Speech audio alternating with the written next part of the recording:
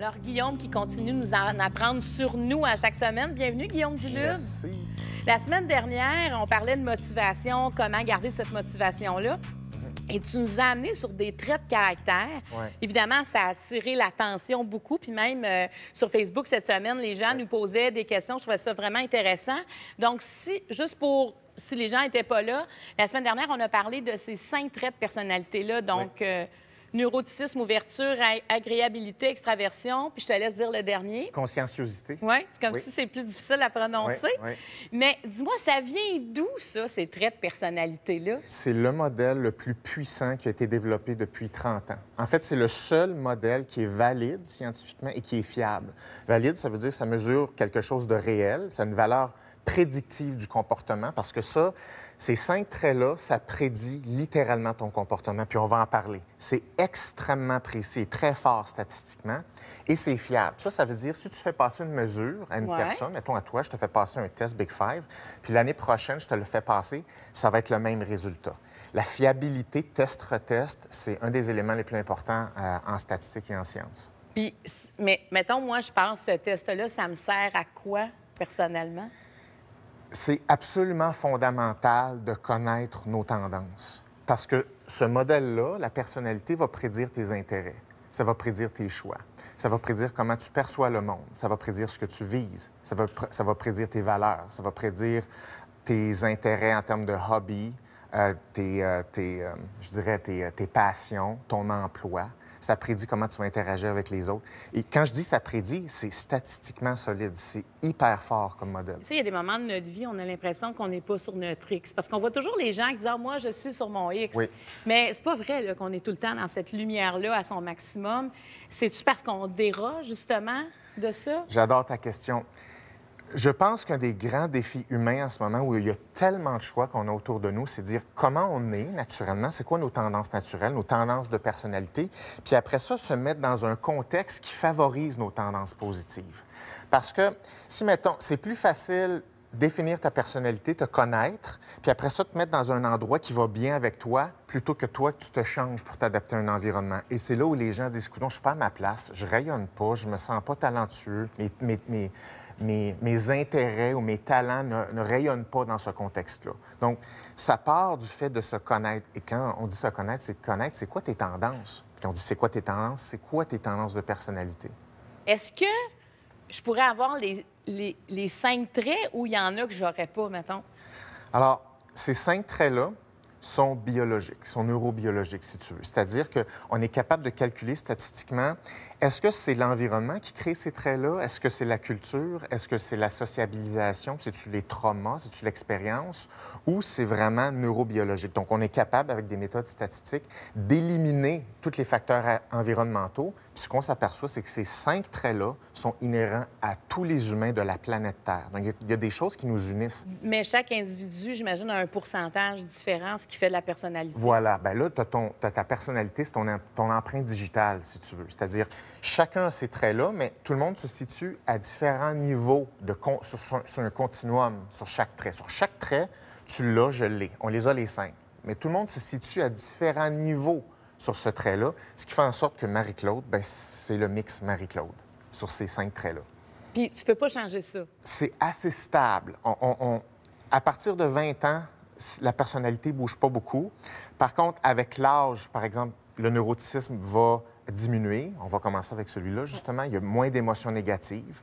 Et avec l'âge, justement, la personnalité a tendance à être plus flexible. C'est-à-dire que tes tendances sont les mêmes, mais avec l'expérience, tu as plus de diversité, tu as plus de capacité à travers chacun de ces traits. Fait que tu as plus de flexibilité à t'adapter dans différents contextes avec l'âge. Mais ça reste une référence. Oui. OK. Donc là, tu voulais commencer par neuroticisme. Pourquoi tu veux commencer par celui-là? Tous ces traits-là sont importants, mais le neuroticisme est particulièrement important parce qu'il est relié au tempérament des bébés. Le neuroticisme, c'est en fait la masse d'émotions négatives que tu as. Donc, plus tu scores fort en neuroticisme, plus tu vas avoir tendance à ressentir des émotions négatives. Ce sont des gens qui ont plus tendance à être déprimés. Donc, la dépression est corrélée au neuroticisme élevé. L'anxiété est reliée au neuroticisme élevé. Les sautes d'humeur, c'est l'instabilité émotionnelle. Les gens qui sont un petit peu plus, je dirais, défensifs. les gens qui sont plus en retrait, les gens qui doutent plus d'eux. Donc, tout ça, c'est relié au neuroticisme, puis c'est relié à des facteurs neurobiologiques de base quand tu nais. OK, donc face à une situation, on peut comme prédire leur comportement. Oui, puis c'est vraiment corrélé au tempérament de base des bébés. C'est-à-dire, mettons, un bébé naît, là, quelques semaines, on peut regarder comment il réagit, par exemple, à la nouveauté. On peut regarder s'il est intéressé par la nouveauté ou si la nouveauté a tendance à plus à l'inhiber, à lui faire peur. Et on remarque la même tendance à 5 ans, la même tendance à 15 ans, la même tendance à l'adulte. Donc, ce qu'on appelle le tempérament d'un bébé, parce qu'un bébé n'a pas encore de personnalité, qu'on va dire, c'est exactement corrélé avec la tendance adulte. Tu dis ça, tu sais, moi, j'ai eu 3 enfants. Puis, tu sais, on se dit, putain, mais comment ça se fait qu'ils ont les mêmes parents, puis ils réagissent pas de la même façon? Parce qu'ils sont très différents les uns des autres, mais c'est ce que tu me décris. Exact. Fait que, tu vois, ça, le fait d'avoir les mêmes parents, ça, c'est l'environnement. L'environnement, c'est comme, c'est le même environnement, OK, à peu de choses près, mais comment ça se fait qu'on a des enfants si différents que ça? Bien, c'est parce que la biologie est différente. Les enfants sont différents. Donc, quand on parle de diversité, justement, là, tout le monde capote sur la diversité. La diversité dont on devrait parler, c'est la diversité des traits de personnalité.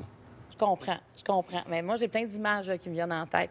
Moi, j'ai un des enfants qui est beaucoup plus anxieux que les autres, puis je ne comprenais pas d'où ça partait, mais dans le fond, ça part peut-être d'un neuroticisme Exactement. plus fragile à ça, plus sensible à ce qui se passe autour.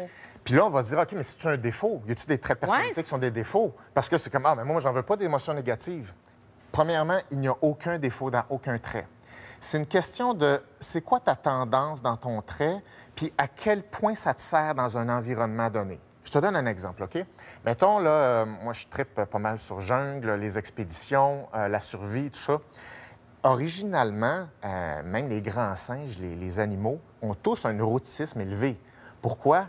Parce qu'on est dans la jungle. Il faut que tu réagisses rapidement. Tu dois être irritable. Tu dois voir le danger rapidement. Protège ton territoire. Il faut que tu te protèges. Il faut que tu puisses geler. Il faut que tu puisses te rétracter lorsque tu as peur, lorsque tu dois te cacher d'un prédateur. Donc, c'est approprié dans un contexte. Mais si le contexte n'est pas dangereux, puis tu as le même névrotisme ou le même neuroticisme, bien là, ça devient un problème parce que ton trait ne favorise pas ton comportement dans un environnement donné. Donc, tout est une question de d'où tu pars dans ton trait, puis est-ce que c'est adapté à ton environnement, puis là, après ça, c'est quoi ton plan de match? Qu'est-ce qu'on va faire? Une fois que tu sais que c'est peut-être plus élevé pour toi, cet aspect-là. Tu voulais nous en parler d'un deuxième aujourd'hui aussi. Oui.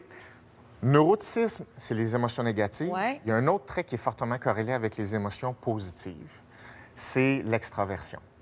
L'extraversion est beaucoup corrélée au système de dopamine. On parlait des buts, au cours des dernières semaines. Les personnes extraverties adorent poursuivre des buts, sont plus réactives à la dopamine.